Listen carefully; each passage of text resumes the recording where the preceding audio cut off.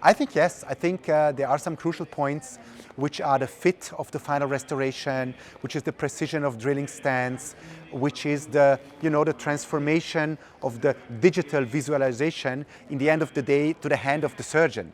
And we need precision surgery till we do not have robotic surgery. It's a human being who places the implant. So there are so many steps in the whole development, in the whole becoming of the final product of the happy patient, that many things can go wrong, and we have to work on that. We know where the pitfalls are and we know what to work on, but we are so much more advanced than we would have thought a few years ago. It's very hopeful. It's good to be on the road. I believe so. I believe it is a support for scientific evidence if we use it the right way, because you can always see from both sides.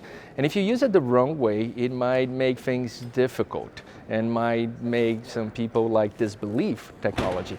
But if you do it the right way, and if you do it in a way that you can get great outcomes, then yes, it is a great tool for scientific evidence, and then we can catapult those evidences even more and more.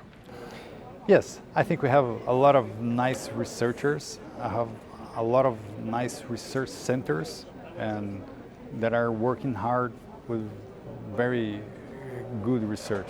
So everything we do with digital dentistry is based on science, good quality science.